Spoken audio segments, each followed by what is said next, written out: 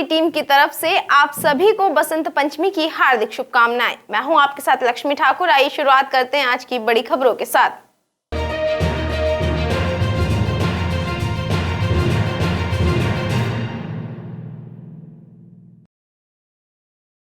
खंडवा में 73 मरीजों की कोरोना रिपोर्ट पॉजिटिव आई है। शहर के साथ ही ग्रामीण क्षेत्र के कई मरीज संक्रमण की चपेट में हैं।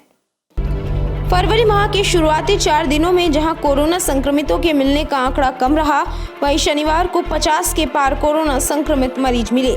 जिला स्वास्थ्य विभाग द्वारा जारी हेल्थ बुलेटिन के अनुसार बीते 24 घंटों में 73 नए संक्रमित मरीज मिले हैं, जिसमें शहर के साथ ही ग्रामीण क्षेत्र के मरीज भी शामिल है। खंडवा के रामनगर में एक युवती की हत्या का सनसनीखेज मामला सामने आया है।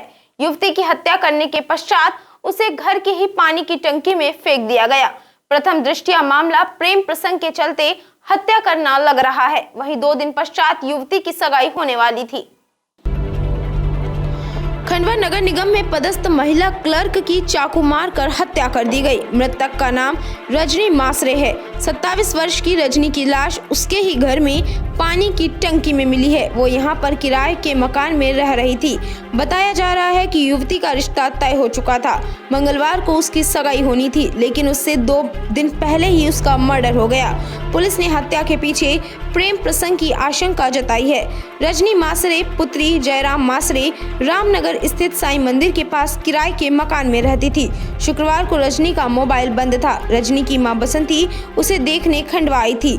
शनिवार को जब वह मकान पर पहुंची तो दरवाजा खटखटाया, लेकिन किसी ने दरवाजा नहीं खोला तो उसे शक हुआ।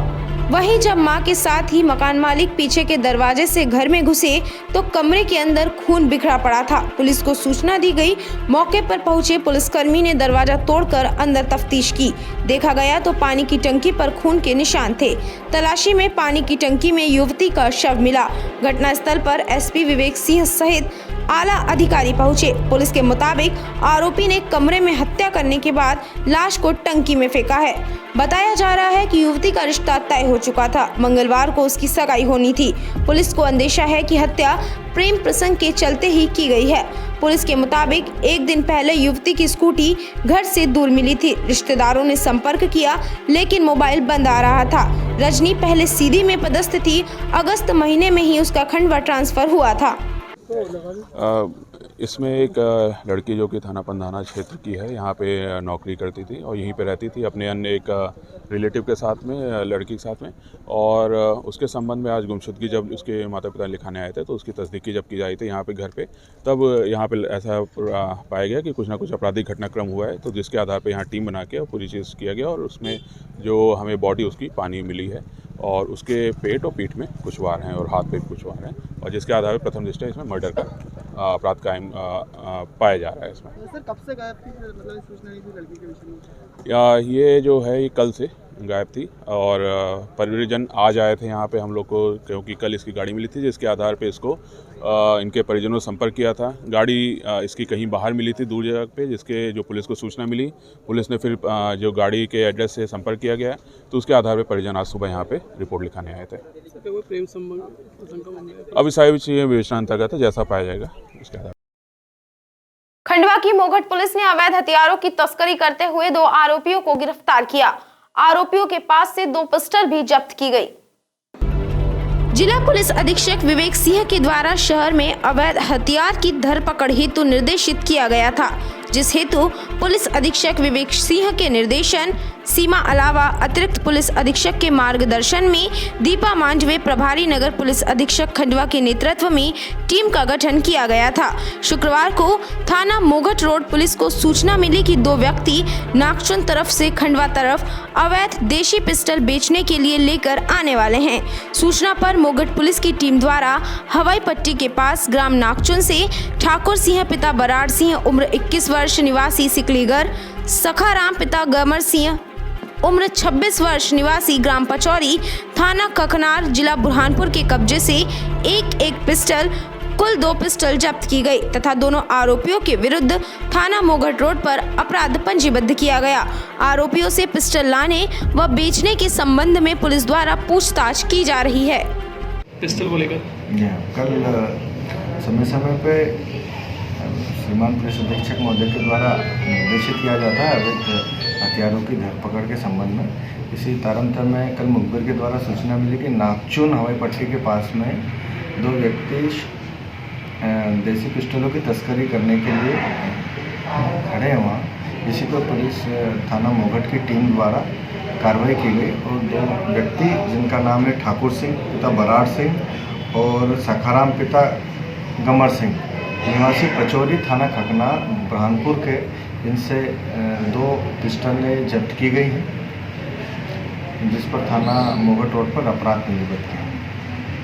ठीक है, ऐसे मामले अपने यहाँ पर पहले भी है क्या? जी। बड़वानी पुलिस द्वारा बीते वर्ष में गुम हुए मोबाइल तकनीकी सहायता से खोज निकाले गए हैं। जिला पुलिस अधीक्षक दीपक कुमार शुक्ला ने प्रेस वार्ता आयोजित कर 4 लाख से अधिक कीमत के मोबाइल धारकों को सौंपे।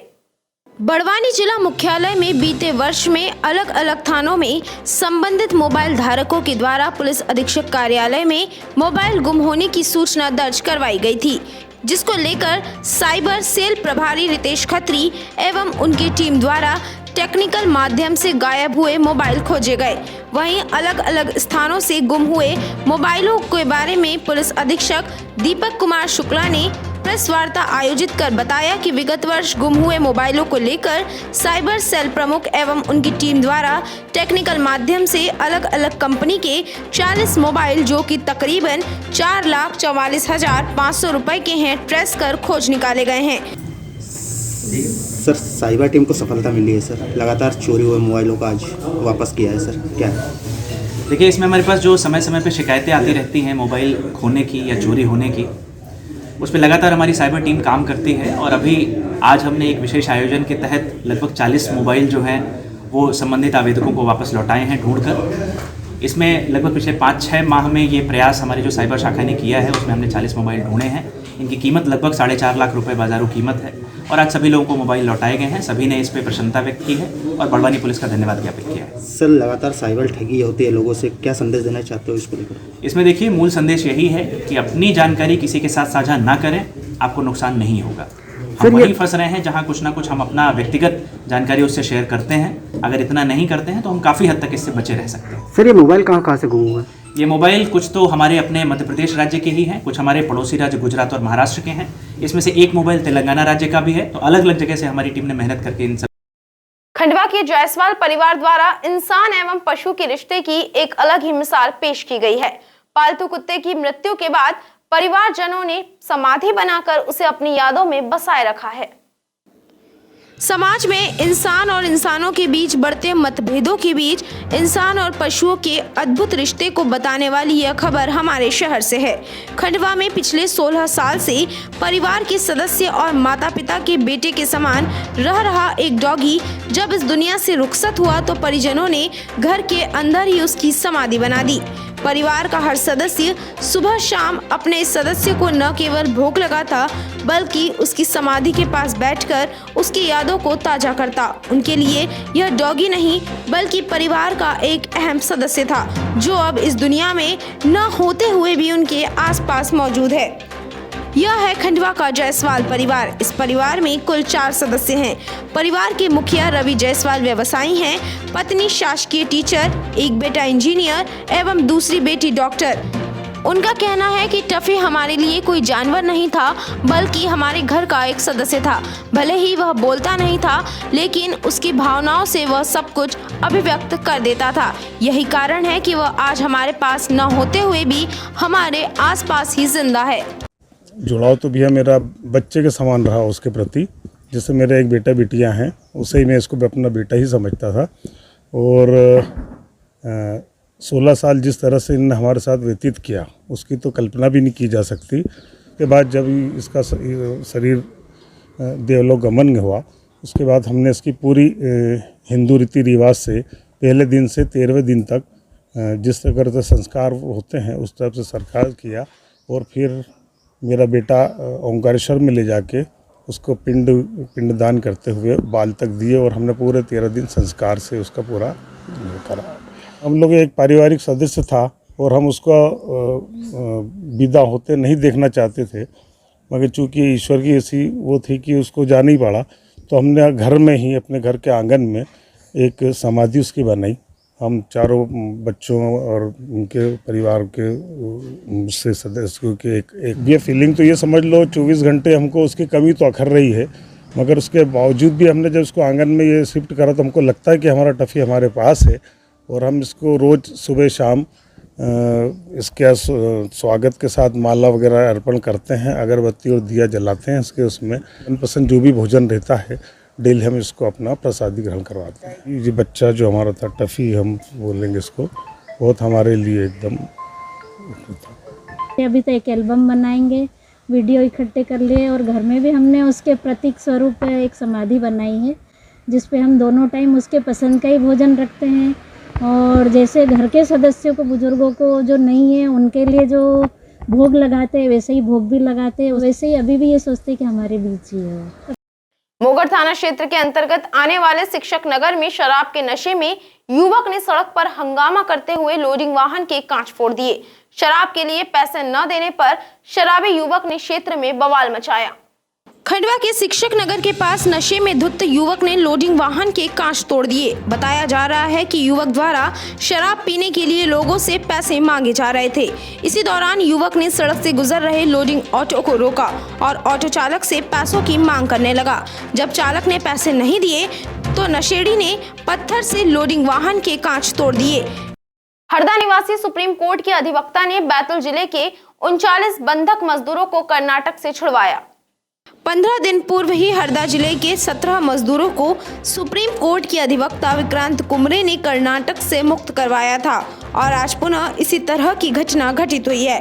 बैतूल जिले के भैंसदेई तहसील के ग्राम लवदा एवं आसपास के गांव के 39 आदिवासी मजदूर जिसमें 9 महिलाएं भी शामिल है, काम की तलाश में क्षेत्रीय ठेकेदार की ठगी से महाराष्ट्र का बोलकर कर्नाटक ले जाए गए। जिस किसान के खेत में मजदूर काम कर रहे थे उसके द्वारा मजदूरों को जान से मारने की धमकी देते हुए मारपीट की जा रही थी। मजदूरों को न तो मजदूरी दी जा रही थी और न ही उनके गांव उन्हें वापस आने दिया जा रहा था। पुरुष मजदूरों को बोला जा रहा था कि महिलाओं को छोड़कर तुम जा सकते हो। जैसे तैसे मजदूरों ने अपने मोबाइल से गांव में सूचना कर अपनी आप बीती सुनाई। उस दौरान हरदा जिले के समाज सेवी करुणा शंकर शुक्ला द्वारा वनवासी कल्याण परिषद से जुड़े सुप्रीम कोर्ट अधिवक्ता विक्रांत कुमरे को घटना से अवगत करवाया गया। श्री कुमरे ने मामले को गंभीरता से लेते हुए तुरंत कर्नाटक डीजीपी कार्यालय संपर्क किया। उसके बाद गुलबर्गा एसपी ईसा पंत से चर्चा की गई। गुलबर्गा एसपी ने तुरंत ही एक्शन लेते हुए लेबर फॉर्म एवं पुलिस की टीम को भेजकर ग्राम दुदगी से बंधक मजदूरों को ठेकेदार के चुंगल से मुक्त करवाया गया। श्री कुमरे द्वारा ठेकेदार के विरुद्ध न्यायोचित कार्यवाही की मांग की गई है ताकि इस प्रकार की घटना पुनः घटित न हो सके। सर, इस चक्कर पे हम लोग सभी का कहना था कि 2 महीने का बोला और बढ़ाते जा रहा था। इसके सब मजदूर के कहने से आप लोगों का सहायता लिए हमने। आप वहाँ पर बंदी बना लिए गए थे तो आपको कैसे यहाँ लाया गया, किन लोगों ने आपकी मदद की है? सर, हमारे मुख्य न्यायालय दिल्ली से हमें बड़े भैया कुमरे जी और हमारे हरदा डिस्ट्रिक्ट से शुक्ला जी के माध्यम से हमें लाया गया है। हम उसको बहुत बहुत बधाई शुक्रिया देते हैं। उनको रेस्क्यू करके निकालेंगे और सुरक्षित उनके गांव तक पहुंचाएंगे। जो कि आज कल ही उन्होंने सुबह रेस्क्यू किया, इन तक पहुंचे, इनसे बात करके इनका जो भी पेमेंट था वो कंप्लीट करवाया और इनको सुरक्षित रेलवे स्टेशन पहुंचाया। और रेलवे स्टेशन से रेलवे के अधिकारियों से बात करके इनको ट्रेन के माध्यम से हम खंडवा तक लाए और अब ये खंडवा सुरक्षित पहुंच गए हैं। अब यहाँ से हम इनको व्यवस्था कर रहे हैं इनके गांव जाने के लिए। तो ये बैतूल ज़िले में देसली एक मार्केट है, वहाँ जाएंगे, वहाँ से ये अपने अपने घर सुरक्षित पहुँच जाएंगे। आपका नाम? मेरा नाम करुणा शंकर शुक्ला, मैं हरदा ज़िले से हूँ, मैं समाज सेवी हूँ और लगातार इस क्षेत्र में प्रयासरत रहता हूँ कि सभी ज़रूरतमंद लोगों को हम समय पर सुविधा उपलब्ध कराएं। जावर पुलिस ने 10 वर्ष से फरारी काट रहे 2 स्थायी वारंटियों को गुजरात के सूरत से गिरफ्तार किया है। दोनों ही स्थायी वारंटियों पर 10-10 हजार रुपए का इनाम घोषित किया गया था। जावर पुलिस ने 10-10 हजार के इनामी 2 स्थायी वारंटियों को गिरफ्तार किया है। जावर थाने में दर्ज अपराध क्रमांक 54/12 में फरार आरोपी कलीम पिता सलीम एवं मुन्नीबाई पति सलीम 10 वर्ष से फरार थे, जिन पर 10,000 रुपए का इनाम घोषित किया गया था। प्रधान आरक्षक रफीक खान को मुखबिर द्वारा सूचना प्राप्त हुई थी कि दोनों ही आरोपी महाराष्ट्र के मालेगांव में फरारी काट रहे हैं, जिसके बाद जिला पुलिस अधीक्षक के निर्देशन में टीम का गठन किया गया। टीम जब मालेगांव पहुंची तो वहां पता चला कि वारंटी गुजरात के सूरत में काम कर रहे हैं। टीम द्वारा सूरत पहुंचकर वारंटियों को गिरफ्तार किया गया। खंडवा लोकसभा क्षेत्र के सांसद ज्ञानेश्वर पाटिल ने प्रेस वार्ता आयोजित कर खंडवा रेल बजट को लेकर जानकारी प्रदान की। खंडवा लोकसभा क्षेत्र के सांसद ज्ञानेश्वर पाटिल ने शनिवार को केंद्र शासन के बजट के संबंध में खंडवा को मिली सौगातों को लेकर प्रेस वार्ता आयोजित की। इस दौरान सांसद पाटिल ने रेल बजट के संबंध में जानकारी दी। सांसद पाटिल ने मुख्यमंत्री द्वारा की गई घोषणा को भी जल्द ही अमल में लाने की बात कही है। गौरतलब है कि मुख्यमंत्री शिवराज सिंह चौहान ने निर्माण विकास प्राधिकरण के गठन को लेकर घोषणा की थी, जिसकी मांग जिले में की जा रही है। सांसद पाटिल ने आश्वासन दिया है कि जल्द ही मुख्यमंत्री से चर्चा कर प्राधिकरण का गठन किया जाएगा। क्योंकि वो अभी आई है, तो उनका जो कार्यकाल खत्म होने के बाद में जो जनपद के, जिला पंचायत के और सरपंचों को जो पदभार ग्रहण किए, तो सरपंच को सरपंच का नहीं दिया, सरपंच कहीं नहीं दिया, जनपद के अध्यक्ष को जनपद अध्यक्ष कहीं नहीं दिया गया, जिला पंचायत अध्यक्ष को जिला पंचायत अध्यक्ष का नहीं चार्ज नहीं दिया। तो इसलिए उसमें कुछ विसंगतियाँ है, तो उस विसंगतियों को मैंने कलेक्टर को कहा कि आप प्रदेश सरकार से मार्गदर्शन मांगिए और जो हो संभव हो, यदि इनको चार्ज दिया है जिले में घूमने का तो उनको गाड़ी मिलना चाहिए। मार्गदर्शन लेने वाले कलेक्टर साहब और उसके बाद में मार्गदर्शन मिलने के बाद में वो सारी सुविधाएं उनको। उन्होंने 2014 में 2 करोड़ रोजगार देने की बात हुई थी और अभी 16 लाख पे आ गए। इस बजट में 16 लाख है। देखिए 2 करोड़ रोजगार देने की बात हुई, सरकारी नौकरी देने की बात नहीं हुई। ये सरकारी नौकरी की बात कर रहा हूँ मैं, और रोजगार उपलब्ध कराना, मेक इन इंडिया और आत्मनिर्भर भारत जो नगर पालिका निगम एवं पुलिस द्वारा संयुक्त रूप से कार्यवाही करते हुए रामेश्वर टेकरा क्षेत्र का अवैध अतिक्रमण हटाया गया। यह अतिक्रमण सड़क निर्माण में बाधक बन रहा था। नगर पालिका निगम द्वारा मोघट रोड तक सड़क निर्माण करवाया जा रहा है, जिसके तहत सड़क निर्माण में बाधा बन रहे अतिक्रमण को हटाया गया। शनिवार को नगर निगम अधिकारी HR पांजे एवं मोघट TI की उपस्थिति में निगम द्वारा अवैध अतिक्रमण हटाया गया। तालाब रोड पर एक अंतिम 2 अतिक्रमण थे जो बच गए थे, जिसके कारण रोड में बाधा आ रही थी। वो आज पुलिस बल की सहायता से हटा दिया गया है। अब इस रोड में कहीं से कहीं तक कोई बाधा नहीं है, रोड का काम चालू है। सर कितना बड़ा रोड बन रहा है और कहाँ से कहाँ तक का बन रहा है रोड? ये चौराहे से यहाँ से लेके और मोघट थाने के सामने से वो मोघट रोड पे मिलेगा। बीच में बहुत सारे और भी अतिक्रमण थे जिन्हें पहले हटा दिया गया था। यही अकेला बच्चा था जिसको हटाया जाना। क्या नाम लिखते हैं सर अपना परिचय देते हुए? HR पांडे। मिर्जापुर मुंदी बाईपास रोड का सरकारी ठेका एक वनकर्मी को दिया गया है, जो कि अपने ड्यूटी समय में ड्यूटी पर मौजूद न होते हुए ठेकेदारी का काम कर रहा है। PWD के अंतर्गत बन रहे मिर्जापुर मुंदी बाईपास रोड निर्माण में नियमों की अवहेलना एवं भारी अनियमितता मनमर्जी देखने को मिल रही है। मिर्जापुर मुंदी बाईपास रोड निर्माण में चल रहे कार्य को अपने सगे संबंधी होने का हवाला देकर सरकारी ड्यूटी करने के बजाय वनकर्मी बेखौफ रोड का संचालन करते नजर आते हैं, जबकि प्रतिमाह वन मंडल मुंदी में कार्यरत होकर ड्यूटी समय में मिर्जापुर रोड का कार्य करा रहे हैं, बल्कि वनकर्मी अपनी पगार वन विभाग से हर माह ले रहे हैं और कार्य ठेकेदारी का कर रहे हैं। विडंबना है कि अपने ही वन विभाग की आंखों में धूल झोंक कर अक्सर सरकारी वनकर्मी लोक निर्माण विभाग के अंतर्गत बन रहे मिर्जापुर मुंदी रोड, जिसका ठेका पटेल कंपनी को मिला है, जो कि वनकर्मी मुर्दल तिवारी पटेल कंपनी को अपना रिश्तेदार बताता है। इस कार्य की देखरेख और निर्माण कराने का जिम्मा वनकर्मी प्रतिदिन बखूबी निभा रहे हैं। वहीं DFO अनिल शुक्ला ने बताया कि जांच के उपरांत शीघ्र ही सरकारी नौकरी में लापरवाही बरतने वाले और सरकारी कर्तव्यों का निर्वहन नहीं करते उल्लंघन करने वाले मुर्दल तिवारी पर शीघ्र ही कार्रवाई की जाएगी। बता दें कि मिर्जापुर मुंदी बाईपास रोड निर्माण में बनाई जा रही सड़क पुलिया में घटिया मटेरियल से निर्माण कार्य करवाया जा रहा है। लोक निर्माण विभाग के जिम्मेदार आंखें मूंद कर बैठे हैं। 3 करोड़ की लागत से बनने वाला मार्ग मिली भगत 60 गांठ की भेंट चढ़ गया। वहीं रोड निर्माण में बनाई गई पुलिया में पत्थरों को भरकर निर्माण कार्य कराया गया, जो जांच को दस्तक दे रहा है। पर विडंबना है कि अभी तक संबंधित विभाग के जिम्मेदारों द्वारा कार्रवाई नहीं करने से रोड बन रहे ठेकेदार के हौसले बुलंद हो गए और ठेकेदार को अपनी मनमानी करने की छूट मिल चुकी है। इस पूरे मामले की शिकायत सीएम हेल्पलाइन पर भी की जा चुकी है। जानकारों के मुताबिक मिर्जापुर मुंदी बाईपास रोड निर्माण में बड़ी मात्रा में बिछाई गई लाल मुरुम नजदीक लगे गांव दोहत से निकाली गई। सरकारी जमीनों में खोदकर तालाब बना दिया। कई हजारों घन मीटर मुरुम बगैर परमिशन के ठेकेदार द्वारा मिर्जापुर मुंदी बाईपास रोड पर बिछा दी गई।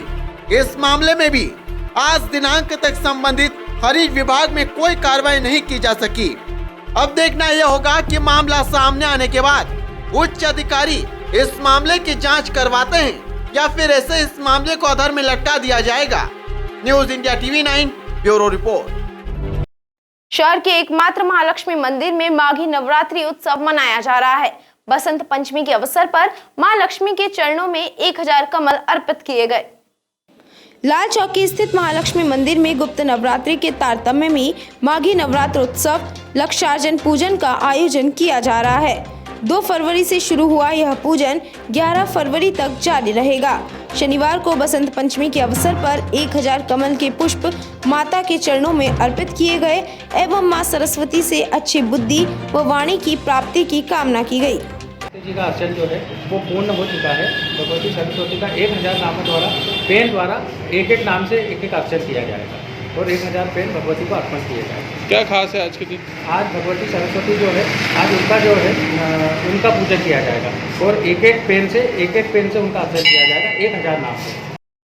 सरस्वती विद्या मंदिर कल्याणगंज में बसंत पंचमी के अवसर पर वीणा वादिनी की आराधना की गई। साथ ही विद्यालय परिवार ने पंचकुंजीय यज्ञ का भी आयोजन किया। सरस्वती शिशु विद्या मंदिर कल्याणगंज खंडवा में शनिवार को विद्या की देवी मां सरस्वती का जन्मोत्सव बड़े ही हर्षोल्लास के साथ मनाया गया। जानकारी देते हुए संस्था प्रमुख तनिष गुप्ता ने बताया कि प्रतिवर्षानुसार इस वर्ष भी विद्यालय में बसंत पंचमी के अवसर पर पंचकुंजीय यज्ञ पर पंडित मनोज उपाध्याय द्वारा विधि विधान के साथ यजमानों व अभिभावकों से सपत्नीक पूजा व हवन करवाया गया। इस अवसर पर खंडवा विभाग के समन्वयक सत्यनारायण लववंशी भी उपस्थित रहे। इन्होंने अपने आतिथ्य उद्बोधन में कहा कि ऋतुएं 3 होती हैं, ठंड, गर्मी व बरसात। उसी तरह शरद, शिशिर व बसंत यह भी सहायक ऋतु है। इन सभी का हमारे जीवन में आनंद है। बसंत का हमारे जीवन में कुछ अपना ही अलग आनंद होता है। बसंत पंचमी के तारतम्य में बालाजी ग्रुप द्वारा इंदौर रोड स्थित बालाजी धाम में निःशुल्क औषधियों का वितरण किया गया। शहर के कई लोगों ने औषधि प्राप्त की। बसंत पंचमी के पावन अवसर पर बालाजी ग्रुप द्वारा औषधि दान का महाआयोजन बालाजी धाम इंदौर रोड पर किया गया। इस आयोजन में नासा द्वारा प्रमाणित 100% ऑर्गेनिक 46 पोषक तत्वों के साथ इम्यूनिटी बूस्टर औषधि जो कि कोरोना से पीड़ित हो चुके मरीजों, नवजात शिशुओं, खिलाड़ियों, महिलाओं, बुजुर्गों के लिए अत्यंत लाभकारी है का वितरण किया गया। Blue green algae superfood spirulina औषधि जो कि देश के तमाम राजनेता, उद्योगपति व देश के प्रतिष्ठित व्यक्तियों के द्वारा उपयोग में लाई जा रही है, उसका वितरण किया गया। बालाजी ग्रुप द्वारा इस औषधि को भोपाल से मंगवाया गया है। बालाजी ग्रुप के संस्थापक रितेश गोयल ने बताया कि बसंत पंचमी पर यह विशेष औषधि खंडवा के लोगों को प्राप्त हो और हम आयुर्वेद के इन विशेष तत्वों का उपयोग कर सके, स्वयं को निरोगी रख सके, इस उद्देश्य के साथ किया गया।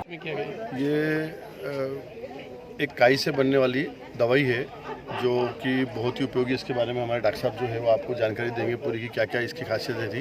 ये हम बहुत दिनों से इस पर पहले रिसर्च करी हमने कि इससे क्या फ़ायदा है। जो कमज़ोर हो गए हैं कोरोना के बाद कुछ लोग या किसी बीमारी से ग्रसित थे वो, और जो नॉर्मल व्यक्ति भी इसे खा सकता है। ये बहुत ही इम्यूनिटी पावर के लिए बहुत अच्छी चीज़ है। इस पर हम कई दिनों से विचार करा तो योग नहीं बन पा रहा था, तो बसंत पंचमी के उपलक्ष्य में कुछ दान की सोच बनाई थी। तो हमने सोचा क्यों ना दवाई वितरित की जाए जिससे जो लोग उससे जूझ रहे हैं, जिनके मन में आई है, ताकत कमज़ोर है, उस दवाई का उपयोग करके और वो ठीक होते हैं। तो इसलिए हमने इसका रजिस्ट्रेशन का प्रोग्राम रखा, रजिस्ट्रेशन करवाया है और इनसे सबसे फीडबैक लेंगे और सबका अच्छा असर होता है। तो साथ में उसके साथ हमने गाय का घी वितरित किया है, गाय के घी साथ में गिलोई वटी और काढ़ा जो कि हमने पिछले कोरोना काल में जो बांटा था और उसके बहुत अच्छे रिजल्ट थे। तो एक पूरा पैकेट बना के पंच बना के दिया और इस दवाई की क्या क्या खासियत है उसके अंदर पर्च हमने लिख करके दिया। कब ऐसा मन में आया कि इस टाइप से करना चाहिए क्या? देखिए, हमारा बालाजी ग्रुप का कहीं ना कहीं आप लोगों के सहयोग से रहता है। जब भी आप लोगों ने बताया कि शहर पे कोई विपदा है या कोई समस्या ऐसी है इसको हम कर सकते हैं, तो हम सब लोग आगे आते हैं और हमेशा कार्य करते हैं। तो उसी कड़ी को आगे बढ़ाते हुए ये कैप्सूल और ये दवाइयों के बारे में हमको जब जानकारी लगी कि बहुत से लोगों का आप सुन रहे होंगे कि कोरोना के बाद में उनकी तबीयत ठीक नहीं हो रही है या डबल रिपीट हो रहा है, किसी तरह से कमजोरी है, तो हमारे मन में कुछ ऐसी चीज़ अपन दे सकते हैं जिससे कि शहर में जो तकलीफ है उससे कम कर सकें। दवाई है क्या उपयोग में आ रही है और किस टाइप से बनी है? सबसे पहले तो मैं आपको बताना चाहूँगा, अपडेट करना चाहूँगा कि स्पाइरुलिना दवा नहीं है, is not a medicine, it is a super food. ये दुनिया का सबसे उत्तम भोजन है जो पूरी दुनिया के अंदर जितने भी साइंटिस्ट हैं उन्होंने इसके ऊपर रिसर्च किया और इसको लोगों के सामने लाया। 3500 मिलियन ईयर पहले जब सूरज की पहली रोशनी धरती पे पड़ी थी और पानी पे पड़ी थी तो ब्लू ग्रीन एल्गी हुआ था और इसके अंदर हमें जो भी पोषक तत्व चाहिए होते हैं 46 तरह के वो हमें मिलते हैं और इसका किसी भी तरह से कोई भी नुकसान हमें नहीं होता है। कोई भी उम्र का व्यक्ति कभी भी ले सकता है। कोरोना काल के अंदर भी इसके ऊपर रिसर्च हुआ। जो हम लोग बोलते हैं कि हमारा इम्यून सिस्टम मजबूत और स्ट्रांग होना चाहिए, हमारी इम्यूनिटी अच्छी होनी चाहिए, उसके लिए देखा गया, पाया गया कि स्पाइरुलिना इज़ द बेस्ट। इसीलिए इसको सुपर फूड का दर्जा मिला हुआ है और USFDA ने भी इसको उत्तम भोजन कहा है और आने वाले समय में ये सभी के लिए सर्वोत्तम भोजन रहेगा। हम इसको IIMSAM जो फाउंडेशन है उसके अंदर इस कंपनी के DXN कंपनी के CEO ने हज़ारों बच्चों को अपने गोद ले रखा है, वो इसे फ्री ऑफ चार्ज डोनेट भी कर रहे हैं। उसी कड़ी में गोयल साहब ने भी ये इतना अच्छा काम किया है कि ये सुपर फूड सबको मिले। एक दिन के बच्चे से लेके मरने तक हम इसका इस्तेमाल कर सकते हैं, इसका कोई भी नुकसान नहीं होता है। एज़ पर रिसर्च और गूगल के ऊपर भी हम इस पर देख सकते हैं, जा सकते हैं, ढूंढ सकते हैं। इसके अंदर जो बीटा कैरोटीन है वो गाजर से कई गुना ज़्यादा होता है। क्लोरोफिल इसमें जो हम सुबह सुबह ज्वारा जो उगाते हैं उससे 30 गुना ज़्यादा पाया जाता है और GLA गामा लिनोनिक एसिड होता है जो केवल माँ के दूध में ही मिलता है, ऐसा बताया गया है, वो इसमें आपको नेचुरल रूप में मिलता है। डॉक्टर साहब अपना परिचय दीजिए। मैं महेंद्र गर्ग इंदौर से पिछले 12 साल से इसी कड़ी में जुड़ा हुआ हूं कि लोगों को और मानव शरीर सेवा सबसे उत्तम सेवा है, तो उन्हें सही उत्तम भोजन बताने के लिए, क्योंकि हमें आजकल खान पान में आपने देखा है कि हम दिन भर एसिडिक फूड खाते हैं, हम एल्कलाइन नहीं ले पाते हैं और स्पाइरुलिना 100% एल्कलाइन फूड है। शासकीय बैंकों की गलती के चलते ग्राम बोरगांव बुजुर्ग में किसानों को खरीफ फसल बीमा राशि नहीं मिल सकी है, जिसके चलते लगातार 4 दिनों से किसान भारतीय किसान संघ के बैनर तले धरना प्रदर्शन कर रहे हैं। ग्राम बोरगांव बुजुर्ग में बैंक ऑफ इंडिया शाखा एवं भारतीय स्टेट बैंक शाखा के सामने शुक्रवार चौथे दिन भी भारतीय किसान संघ के बैनर तले किसानों को 2017 की खरीफ फसल बीमा राशि नहीं मिलने को लेकर धरना आंदोलन जारी रहा। शुक्रवार को भारतीय किसान संघ के उमेश पटेल ने बताया कि गुरुवार को पंधाना तहसीलदार जिला कलेक्टर के साथ हमारी समस्या को लेकर बैठक का बोलकर आश्वस्त कर गए थे, जिसका अभी तक हमें कोई जवाब नहीं मिला है। उमेश पटेल ने कहा कि शनिवार को SDM एवं तहसीलदार से समस्या को लेकर चर्चा की जाएगी। खंडवा का बेटा इन दिनों माया नगरी मुंबई में अपने शहर का नाम रोशन कर रहा है। शहर के विकास विश्वकर्मा ने जावेद अली के न्यू रिलीज सॉन्ग खुशामदीद में अपना संगीत दिया है। खंडवा के रहने वाले विकास विश्वकर्मा इन दिनों बॉलीवुड नगरी मुंबई में शहर का नाम रोशन कर रहे हैं। विकास विश्वकर्मा ने संगीतकार जावेद अली एवं प्रिया भुई द्वारा गाए गए गाने खुशामदीद में अपना संगीत दिया है। इसके पहले भी विकास विश्वकर्मा ने कई गानों में अपना संगीत दिया है। खुशामदीद गाने के गायककार जावेद अली ने स्वयं वीडियो के माध्यम से अपने गाने में विकास विश्वकर्मा की भूमिका बताई है। विकास विश्वकर्मा के परिवार के साथ ही यह पूरे खंडवा शहर के लिए एक गर्व की बात है। आपको बता दें कि विकास विश्वकर्मा स्वयं एक म्यूजिक कंपोजर एवं प्रोड्यूसर हैं, जिन्होंने यूट्यूब, जियो सावन जैसे कई म्यूजिक प्लेटफॉर्म पर अपने खुद के गाने कंपोज किए हैं। हाय दोस्तों, मैं हूं जावेद अली और मेरा नया गाना खुशामदीद रिलीज होने वाला है एलिगेंट आई प्रोडक्शन के यूट्यूब चैनल पर 4 फरवरी को। इस गाने को मेरे साथ में गाया है प्रिया भूई जी ने और इसका संगीत दिया है विकास विश्वकर्मा जी ने और इसे लिखा है राम चौहान जी ने। So stay tuned for more update.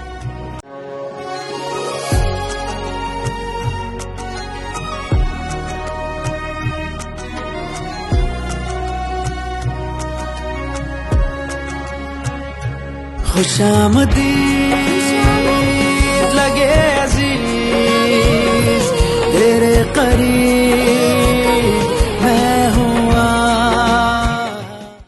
ग्राम रुस्तमपुर में नाली का गंदा पानी कुएं में जा रहा था। पंचायत ने चौक पड़ी नाली की सफाई करवाई। ग्राम रुस्तमपुर में नाली चौक होने की वजह से गंदा पानी कुएं में जा रहा था, जिसे लेकर ग्रामीणों ने ग्राम पंचायत को शिकायत की थी। शुक्रवार को ग्रामीणों की शिकायत पर ग्राम पंचायत द्वारा चौक पड़ी नालियों की सफाई करवाई गई। सरपंच सोनाली डोंगरे ने बताया कि ग्रामीणों की शिकायत पर कुएं के पास चौक पड़ी नाली की सफाई का कार्य किया गया। विश्व कैंसर दिवस के अवसर पर शासकीय अध्यापक शिक्षा महाविद्यालय खंडवा में जागरूकता व्याख्यान का आयोजन किया गया। नंद कुमार सिंह चौहान शासकीय चिकित्सा महाविद्यालय के डॉक्टर्स ने कैंसर बीमारी के संबंध में संपूर्ण जानकारी छात्र अध्यापकों को दी। शासकीय अध्यापक शिक्षा महाविद्यालय खंडवा में शुक्रवार को विश्व कैंसर दिवस पर नंद कुमार सिंह चौहान शासकीय चिकित्सा महाविद्यालय की एसोसिएट प्रोफेसर डॉक्टर सपना महेशराम एवं डॉक्टर लीना परिहार कम्युनिटी मेडिसिन ने समस्त कैंसर के कारण, निवारण एवं खानपान के संबंध में अत्यंत ही उपयोगी जानकारी दी। मुख्य रूप से स्तन कैंसर, मुंह का कैंसर एवं सर्विकल कैंसर पर चर्चा की गई। छात्र अध्यापकों के द्वारा पूछे गए प्रश्नों के भी उत्तर दिए गए एवं पावर पॉइंट प्रेजेंटेशन के माध्यम से कैंसर की संपूर्ण जानकारी प्रदान की गई। इस अवसर पर श्रीमती तनुजा जोशी ने भी अपने अनुभव साझा किए एवं आभार व्यक्त किया। विद्यादायिनी मां शारदा के प्रकट उत्सव पर अखिल भारतीय विद्यार्थी परिषद ने सरस्वती पूजन किया। अखिल भारतीय विद्यार्थी परिषद खंडवा नगर के महाविद्यालय इकाइयों द्वारा बसंत पंचमी के उपलक्ष्य में सरस्वती पूजन किया गया। जीडीसी इकाई की छात्राओं द्वारा विद्या की देवी मां सरस्वती की प्रतिमा पर माल्यार्पण कर पूजन किया गया।